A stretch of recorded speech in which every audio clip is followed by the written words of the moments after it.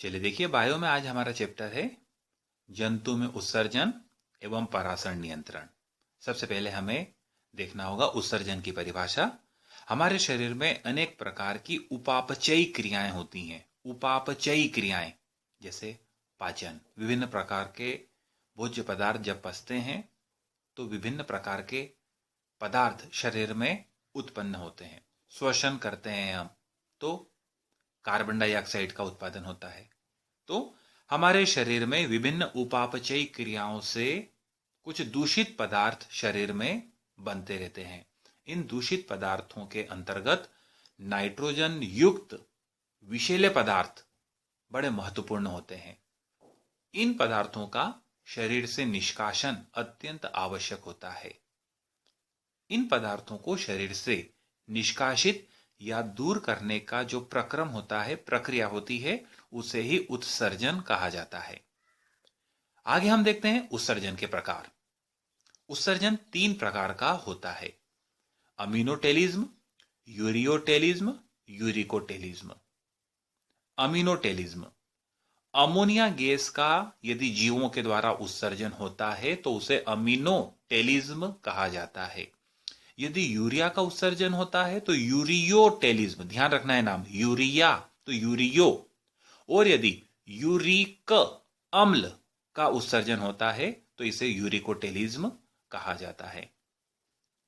वे जीव जो अमोनिया का उत्सर्जन करते हैं उन जीवों को अमीनोटेलिक जीव कहा जाता है तथा अमोनिया गैस के उत्सर्जन की प्रक्रिया को अमीनोटेलिज्म कहा जाता है। जैसे केचुआ, झींगा, टेटपोल, जल में पाई जाने वाली विशेष प्रकार की मछलियां हम देखते हैं अमोनिया का उत्सर्जन करती है, अर्थात ये अमीनोटेलिज्म को प्रदर्शित करती है और ये सभी जीव अमीनोटेलिक जीवों के उदाहरण होते हैं। अमोनिया गैस के उत्सर्जन के लिए जल के अधिक मात्रा में आवश्यकता होती है, इसलिए प्रायः जलीय जीवों में ही इस प्रकार का उत्सर्जन संभव हो पाता है। ये नाइट्रोजन युक्त विषैले पदार्थों से अमोनिया का निर्माण करते हैं और अमोनिया को जल में विलय करके उत्सर्जित कर देते हैं। प्रायः जो स्थलीय जीव होते हैं उनके शरीर में जल की मात्रा कुछ कम होती है। वे अमोनिया को कम विषैले रूप यूरिया में बदलते हैं। अमोनिया यूरिया में परिवर्तित होती है और इस यूरिया का उत्सर्जन किया जाता है। तो ऐसे जीव जो यूरिया को उत्सर्जी पदार्थ के रूप में उत्सर्जित करते हैं यूरियोटेलिक जीव कहलाते हैं तथा उत्सर्जन के इस प्रकार को यूरियोटेलिज्म कहा जाता है। केचुआ, उपास्थि, मेंढक, मनुष्य ये यूरियोटेलिज्म प्रकार का उत्सर्जन करते हैं और यूरियोटेलिक जीवों के ये उदाहरण होते हैं। केचुआ जल की अधिकता में अमीनोटेलिक होता है, वहीं हम देखते हैं कि जल की कमी में यह यूरियोटेलिक जीव के रूप में व्यवहार करता है, यानी कि दोनों प्रकार का उत्सर्जन इसमें होता है। पक्षियों के शरीर में हम देखते हैं जल की और अधिक कमी होती है। वे यूरिक अम्ल को क्रिस्टलीय, वे यूरिया को क्रिस्टलीय यूरिक अम्ल में परिवर्तित कर देते हैं और उसे उत्सर्जित करते हैं, जो अर्ध ठोस रूप में पेस्ट के रूप में उत्सर्जी पदार्थ होता है। तो पक्षियों में अमोनिया यूरिया में और फिर यूरिया हम देखते हैं कि यूरिक अम्ल में परिवर्तित हो जाती है, जिसका उत्सर्जन यहां पर किया जाता है। महत्वपूर्ण प्रश्न बनता है ऑब्जेक्टिव के हिसाब से, विभिन्न जीवों के उत्सर्जी अंग याद रखना पड़ेंगे नाम हमको। प्लेनेरिया में ज्वाला कोशिका या फ्लेम सेल होती है। केचुए में नेफ्रीडिया होते हैं। कीट में मक्खी, मच्छर, तिलचट्टा या काकरोच, मेलपीजियन या मेलपीजियन नलिकाएं होती हैं। झींगा मछली में ग्रीन ग्लैंड हम देखते हैं कि उत्सर्जी अंग के रूप में उपस्थित होती है। वहीं मनुष्य के उत्सर्जी अंग किडनी या वृक्क होते हैं।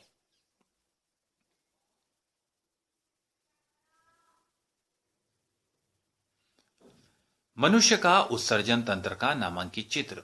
मनुष्य में हम देखते हैं कि एक जोड़ी किडनी पाई जाती है या वृक्क पाई जाती है। ध्यान रखना है हमें कि दाईं तरफ वाली किडनी नीचे होती है। दाईं तरफ वाली किडनी बाईं वाली किडनी की तुलना में कुछ नीचे होती है, क्योंकि दाईं साइड पर लीवर या यकृत पाया जाता है, जिसके कारण किडनी की पोजीशन कुछ नीचे हो जाती है। किडनी रीढ़ की हड्डी के दोनों ओर पृष्ठ सतह पर पाई जाती है और ब्लड को फिल्टर करने का कार्य करती है, ब्लड से विषैले पदार्थों को दूर करती है, अर्थात ये फिल्टर या छन्ना का कार्य करती है। किडनी में हम देख रहे हैं एक एक धमनियां रक्त लाती है और शिराएं रक्त को इकट्ठा करके वापस ले जाती है। छन्ने पर जो छन्नित पदार्थ होते हैं उनसे यूरिन या मूत्र का निर्माण होता है, जो यूरेटर के द्वारा यूरिनरी ब्लैडर में एकत्रित होता है और समय समय पर इसे शरीर से बाहर उत्सर्जित किया जाता है। डायग्राम महत्वपूर्ण बनता है। मनुष्य के उत्सर्जी तंत्र का नामांकित चित्र बनाइए। 2 किडनियां हैं, किडनियों से जुड़ी हुई एड्रिनल ग्रंथि है, रीनल आर्टरी, रीनल वेन जिनके द्वारा किडनी में रक्त आता है और जाता है, यूरेटर, यूरिनरी ब्लैडर। महत्वपूर्ण चित्र बनता है वृक्क की लंबकाठ का नामांकित चित्र। हम देखते हैं कि मनुष्य में एक जोड़ी वृक्क पाए जाते हैं जो गहरे लाल रंग के होते हैं। इनका शेप सेम के बीज की आकृति का होता है और ये कशेरुक दंड के दोनों ओर जुड़ी हुई उपस्थित होती है। हमें दिखलाई देती है, कशेरुक दंड के दोनों ओर ये पाई जाती है। पृष्ठ सतह पर, शरीर की पृष्ठ सतह पर ये पाई जाती है। मैंने आपको बतलाया दाईं ओर लीवर होता है, यकृत होता है, जिसकी उपस्थिति के कारण दाईं ओर की किडनी बाईं ओर की किडनी की तुलना में लगभग 25 मिलीमीटर नीचे की ओर स्थित होती है। वृत्त की बाहर की सतह हम देख रहे हैं उत्तल है, अंदर वाली सतह हम देख रहे हैं दबी हुई है, अवतल है और एक गड्ढा होता है। इस गड्ढे को हाइलम कहा जाता है। यहीं से यूरेटर वाहिनी बाहर की ओर निकली हुई होती है। वृक्क की संरचना में हम देखते हैं बाहर वाला भाग कॉर्टेक्स होता है और अंदर वाला भाग पिरामिड कहलाता है। पिरामिड भाग के जगह जगह पर हम देखते हैं कि ऊपर से कॉर्टेक्स आकर के धंस जाता है, जिसके कारण पिरामिड त्रिभुजाकार संरचनाओं के रूप में हो जाता है। इन त्रिभुजाकार संरचनाओं को रीनल पिरामिड कहते हैं। इन पिरामिड के अंदर की तरफ वाले नुकीले सिरे रीनल पेपिला कहलाते हैं। प्रत्येक किडनी की क्रियात्मक इकाई नेफ्रॉन होती है, जिसे वृक्क नलिका भी कहा जाता है और प्रत्येक किडनी में इनकी संख्या लाखों में होती है। नेफ्रॉन संग्राहक वाहिनियों में खुली हुई होती है। संग्राहक वाहिनियां आपस में मिलकर के बेलिनी वाहिनियां बनाती है। ये बेलिनी वाहिनियां किडनी के एक चौड़े क्षेत्र में आकर के खुलती है, जिसे रीनल पेल्विस कहा जाता है। पेल्विस के छोटे और बड़े किनारे होते हैं। छोटे किनारों को माइनर कैलिक्स कहा जाता है और जो बड़े किनारे होते हैं वो मेजर कैलिक्स कहलाते हैं। यूरेटर नीचे की ओर जाकर के यूरिनरी ब्लैडर में खुली हुई होती है। हमने देखा कि बाहर का भाग कॉर्टेक्स है, अंदर का भाग मेडुला है। कॉर्टेक्स वाला भाग मेडुला में धंसा हुआ होता है। इन धंसे हुए भागों को रीनल कॉलम ऑफ बर्टीनी कहा जाता है। यह एक वृक्क नलिका या नेफ्रॉन की संरचना का डायग्राम है। डायग्राम बनाना बड़ा सिंपल है। देखिए, सबसे पहले एक यू बनाया, यू के बाद में एक मुड़ी हुई नली बनाई, एक लंबा बड़ा सारा यू बनाया, फिर मुड़ी हुई नली हमने बनाई और पीछे की ओर हमने कलेक्टिंग डक्ट में इसे कनेक्ट कर दिया। एक वाहिनी हम देख रहे हैं रक्त लाती है, एक वाहिनी रक्त को लेकर के जाती है। जो यूनुमा भाग होता है, इस यूनुमा भाग को बोमन कैप्सूल कहा जाता है। बोमन कैप्सूल नीचे की ओर कुंडलित नलिका का निर्माण करता है, जिसे पीसीटी प्रोक्सिमल कन्वोल्यूटेड ट्यूब्यूल्स या समीपस्थ कुंडलित नलिका कहा जाता है। यह नीचे की ओर एक बड़ा यूनुमा संरचना को निर्मित करती है, जिसे हेनले का लूप कहा जाता है। पीछे की ओर ये पुनः कुंडलित नलिका को निर्मित करती है, जिसे डीसीटी डिस्टल कन्वोल्यूटेड ट्यूब्यूल्स कहा जाता है, जो पीछे की ओर संग्राहक वाहिनी में खुली हुई होती है। वृक्क नलिका की संरचना या नेफ्रॉन की संरचना में हमने देखा प्याले के समान संरचना ग्लोमेरुलस हो गई, समीपस्थ कुंडलित नलिका पीसीटी, हेनले का लूप, दूरस्थ कुंडलित नलिका डीसीटी और संग्राहक वाहिनी या कलेक्टिंग डक्ट। एफरेंट ऑर्टेरियोल अधिक व्यास वाली नलिका होती है। इफरेंट ऑर्टेरियोल कम व्यास वाली नलिका होती है। अधिक व्यास वाली नलिका से रक्त आता है, कम वाली नलिका से रक्त जाता है। दोनों नलिकाएं ग्लोमेरुलस का निर्माण करती है। ग्लोमेरुलस पतली पतली रक्त केशिकाओं का एक गुच्छा होता है जो बोमन कैप्सूल के अंदर स्थित होता है। बाहर निकलते हुए इफरेंट ऑर्टेरियोल या इफरेंट वाहिनी हम देखते हैं कि एक नलिकाओं के जाल में परिवर्तित हो जाती है जो पूरी नेफ्रॉन को कवर कर लेता है या पूरी नेफ्रॉन के साथ संपर्क में रहता है। पीसीटी के साथ में संपर्क में है, हेनले लूप के साथ संपर्क में है, डीसीटी के साथ संपर्क में है और ये आगे की ओर कलेक्ट करके बढ़ जाता है। इस प्रकार से ये नेफ्रॉन की संरचना है। अब हम देखते हैं यूरिन निर्माण की प्रक्रिया या मूत्र का निर्माण किस प्रकार होता है। हमने देखा है कि किडनी शरीर के छन्ने के रूप में कार्य करती है। यह एक फिल्टर ऑर्गन है जो ब्लड को फिल्टर करती है। ब्लड में उपस्थित नाइट्रोजन युक्त व्यर्थ पदार्थ जिसे यूरिया कहा जाता है उसका पृथक्करण किडनी के द्वारा ही किया जाता है। हम देखते हैं एफरेंट ऑर्टेरियोल से ब्लड आता है, इफरेंट से जाता है। एफरेंट का व्यास इफरेंट से अधिक है, अतः ग्लोमेरुलस की दीवारों के ऊपर दबाव पड़ता है। दबाव बढ़ने के कारण यहाँ पर हम देखते हैं रक्त में उपस्थित विभिन्न पदार्थ जैसे जल, यूरिया, ग्लूकोज आदि, NaCl आदि छन करके बाहर आ जाते हैं। इस छने हुए पदार्थ को ग्लोमेरुलर फिल्ट्रेट कहा जाता है। यह फिल्ट्रेट हम देखते हैं कि बोमन कैप्सूल की दीवारों के द्वारा अंदर विसरित हो जाता है और मुड़ी हुई नीचे की तरफ रक्त नलिका में आगे की तरफ गति करने लगता है। कलेक्टिंग डक्ट में आने के बाद में ये यूरेटर से होता हुआ यूरिनरी ब्लेडर में जाकर के एकत्रित होकर के हम देखते हैं कि उत्सर्जित होता है। लेकिन अगर ये सारे पदार्थ उत्सर्जित हो गए तो हमारे शरीर को बड़ा लॉस हो जाता है। इस लॉस को पूरा करने के लिए इस फिल्ट्रेट में उपस्थित महत्वपूर्ण पदार्थों का पुनः अवशोषण किया जाता है। वृक्क नलिका विभिन्न स्थानों पर विभिन्न पदार्थों का रीअब्जॉर्प्शन या पुनः अवशोषण करती है। बाद में जो व्यर्थ पदार्थ बच जाते हैं केवल उन्हीं का ही उत्सर्जन होता है। तो यूरिन निर्माण की जो प्रक्रिया है उसके हम देखते हैं कि 3 चरण होते हैं। पहला पार्ट है अतिसूक्ष्म छनन, दूसरा है पुनः अवशोषण और तीसरा है स्त्रावण। पहला पार्ट देखते हैं हम यहाँ पर अतिसूक्ष्म छनन।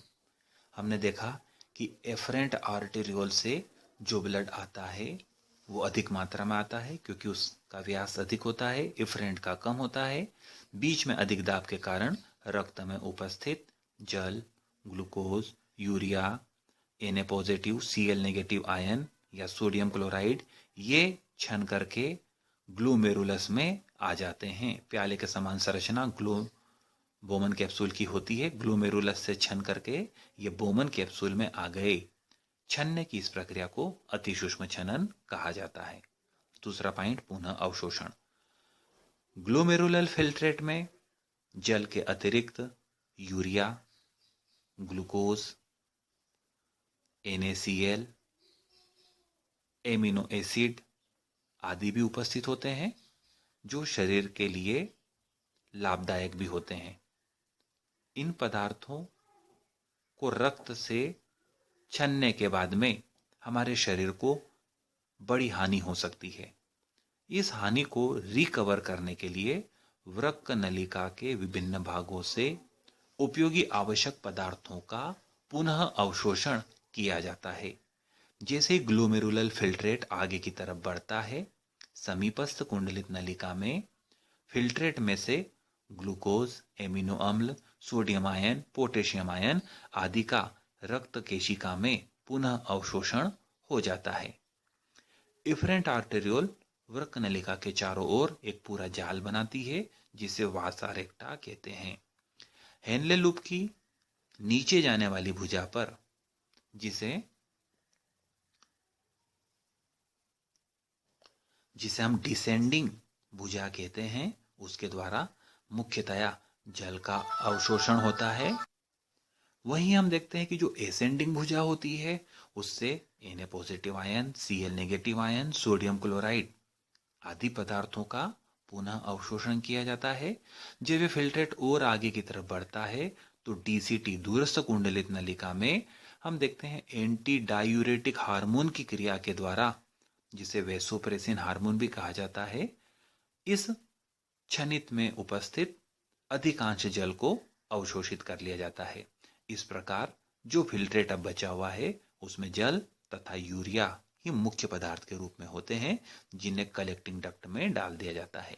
कलेक्टिंग डक्ट आगे की तरफ बेलिनी वाहिनियाओं में खुलती है, जो पेल्विस में जाकर के इन अपशिष्ट पदार्थों को डालती है, जहां से यूरेटर से होते हुए ये सारे अपशिष्ट पदार्थ या उत्सर्जी पदार्थ हम देखते हैं कि यूरिनरी ब्लैडर में जाकर के एकत्रित हो जाते हैं। कुछ वृक्क नलिकाएं ऐसी होती है जिनका हेनले लूप काफी लंबा होता है। इन लंबे हेनले लूप वाली नेफ्रॉन्स को जक्स्ट्रा मेडुलरी वाहिनी कहा जाता है। यूरिया के निर्माण का ऑर्निथिन आर्जिनिन चक्र या क्रेब्स हेंसलेट चक्र एक महत्वपूर्ण प्रश्न हमारे सिलेबस का। हम देखते हैं कि यूरिया का निर्माण यकृत में होता है और जिस चक्र के द्वारा होता है उस चक्र को ऑर्निथिन आर्जिनिन चक्र कहा जाता है। तो 5 पद यहाँ पर हैं जिनके अंतर्गत हम देखते हैं कि यूरिया का निर्माण किस प्रकार होता है। सबसे पहले हम देखते हैं कि अमोनिया गैस कार्बन डाइऑक्साइड के साथ जुड़ करके कार्बामिल फास्फेट बनाती है। इस प्रक्रिया में 2 एटीपी काम में आते हैं। तो पहला पद हो गया कार्बामिल फास्फेट का संश्लेषण। यह कार्बामिल फास्फेट हम देख रहे हैं ऑर्निथिन के साथ में जुड़ करके सिट्रुलिन बनाता है। तो दूसरा पॉइंट हो गया कि कार्बामिल फास्फेट ऑर्निथिन के साथ संयुक्त होकर सिट्रुलिन बनाता है। फिर हम देखते हैं कि यह सिट्रुलिन एस्पार्टिक अम्ल के साथ एटीपी को उपयोग करता हुआ आर्जिनोसक्सिनिक अम्ल बनाता है। ये तीसरी स्टेप हो गई आर्जिनोसक्सिनिक अम्ल का निर्माण। चौथी स्टेप में देखते हैं आर्जिनोसक्सिनिक अम्ल आर्जिनिन में टूट जाता है और फ्यूमरिक अम्ल पृथक हो जाता है। 5वीं स्टेप में देखते हैं यह आर्जिनिन जल के साथ में जुड़ता है, योग करता है, ऑर्निथिन बनाता है और यूरिया को पृथक कर देता है। इस प्रकार चक्र में कार्बामिल फास्फेट के रूप में अमोनिया जुड़ती जाती है और हम देखते हैं कि यूरिया अलग होता जाता है और यह चक्र निरंतर चलता रहता है। इस चक्र को ऑर्निथिन आर्जिनिन चक्र कहा जाता है। क्रेब्स हेंसलेट ने इसकी खोज की थी, अतः उनके नाम के आधार पर इसे क्रेब्स हेंसलेट चक्र भी कहा जाता है। फिर से बतला देता हूं, अमोनिया कार्बन डाइऑक्साइड के साथ जुड़ करके कार्बामिल फास्फेट बनाती है, पहली स्टेप। कार्बामिल फास्फेट ऑर्निथिन के साथ संयोग करके सिट्रुलिन बनाता है, दूसरी स्टेप। सिट्रुलिन एस्पार्टिक अम्ल के साथ में जुड़ता है और आर्जिनोसक्सिनिक अम्ल का निर्माण करता है, ये थर्ड स्टेप है। आर्जिनोसक्सिनिक अम्ल विखंडित हो गया फ्यूमरिक अम्ल तथा आर्जिनिन में, ये चौथी स्टेप है। आर्जिनिन जल के साथ में क्रिया करता है, ऑर्निथिन को बनाता है और यूरिया को पृथक करता है। इस प्रकार 5 चरणों में हम देखते हैं चक्रीय क्रम में ऑर्निथिन आर्जिनिन चक्र लीवर या यकृत के अंदर चलता है। हमें ध्यान रखना है यूरिया का निर्माण यकृत में होता है और उत्सर्जन वृक्क के द्वारा होता है। वृक्क अर्थात किडनी। यूरिया बनता है यकृत में और शरीर से बाहर निकालने में, उत्सर्जन में भूमिका होती है वृक्क की या किडनी की। डायबिटीज इंसिपिडस अर्थात मधुमेह। एंटी डायूरेटिक हार्मोन या वेसोप्रेसिन वह हार्मोन होता है जो वृक्क नलिका के डीसीटी वाले भाग में जल अवशोषण को सुचारू रूप से संपन्न कराता है। यदि डीसीटी नलिका में जल का पुनरावशोषण नहीं होता है तो यूरिन में जल की मात्रा बढ़ जाती है और जल की मात्रा बढ़ने वाली इस बीमारी को डायबिटीज इंसिपिडेंस कहते हैं। डायूरेटिक पदार्थ वे पदार्थ जिनकी उपस्थिति में जिन्हें ग्रहण करने पर यूरिन का अमाउंट बढ़ जाता है, उन पदार्थों को डायूरेटिक पदार्थ कहा जाता है। चाय, कॉफी आदि में पाए जाने वाला कैफीन एक महत्वपूर्ण डायूरेटिक सब्सटेंस होता है। आपको बतलाया मैंने, कुछ वृक्क नलिकाएं लंबे हेनले लूप वाली होती है जिन्हें जक्स्टा मेडुलरी यूरिनिफेरस ट्यूब्यूल्स या वृक्क नलिका कहा जाता है। काउंटर करंट मैकेनिज्म, हम देखते हैं कि जो हेनले का लूप होता है उसमें दो नलियां होती हैं। एक नली नीचे आती है, दूसरी नली ऊपर जाती है। नीचे आने वाली नली में द्रव नीचे की ओर बहता है और ऊपर जाने वाली नली में द्रव ऊपर की ओर बहता है। अर्थात दो समांतर नलियों में द्रव विपरीत दिशाओं में प्रवाहित होता है। इस विधि को काउंटर करंट मैकेनिज्म कहा जाता है। वृक्क के अतिरिक्त मनुष्य में lungs, skin, liver, spleen, intestine आदि अन्य उत्सर्जी अंगों के रूप में होते हैं। लंग्स के द्वारा कार्बन डाइऑक्साइड, स्किन के द्वारा स्वेट, सीबम आदि। लीवर के द्वारा हम देखते हैं कि यूरिया का उत्सर्जन तो होता ही है, लेकिन साथ ही बिलीबर्डिन, बिलीरुबिन जैसे जो पिगमेंट होते हैं उनका भी उत्सर्जन किया जाता है। स्प्लीन और इंटेस्टाइन के द्वारा हम देखते हैं कि पाचन की क्रिया में बने हुए व्यर्थ पदार्थों का उत्सर्जन किया जाता है। हीमोडायलिसिस, जिन व्यक्तियों की किडनी खराब हो जाती है उन व्यक्तियों के रक्त को साफ करने की विधि कहलाती है हीमोडायलिसिस। हिम का मतलब होता है बर्फ और डायलिसिस का अर्थ होता है अपोहन। हीमोडायलिसिस की प्रक्रिया में सबसे पहले पेशेंट का, रोगी व्यक्ति का रक्त बाहर निकाला जाता है। बर्फ के ताप पर उसे ठंडा किया जाता है। ठंडा करने के बाद में सेलोफिन की बनी हुई नलियों में उसे प्रवाहित किया जाता है और वहां अतिसूक्ष्म छनन प्रक्रिया के द्वारा उसमें उपस्थित यूरिया को और अन्य उत्सर्जी पदार्थों को दूर किया जाता है। बाद में शरीर के ताप पर ला करके रक्त को पुनः पेशेंट के शरीर में चढ़ा दिया जाता है। इस पूरी प्रक्रिया को हीमोडायलिसिस कहा जाता है। किडनी ट्रांसप्लांटेशन, वे व्यक्ति जिनके वृक्क पूर्ण रूप से काम करना बंद कर देते हैं उन व्यक्तियों को गुर्दा प्रत्यारोपण किया जाता है। जब किसी डोनर, दाता, जिसका ब्लड ग्रुप समान होता है एक्सेप्टर के, ग्राही के, उस कंडीशन में किडनी ट्रांसप्लांटेशन संभव हो पाता है। समान ब्लड ग्रुप वाले व्यक्ति को किसी दाता से प्राप्त वृक्क या किडनी को लगाने की प्रक्रिया को किडनी ट्रांसप्लांटेशन कहा जाता है।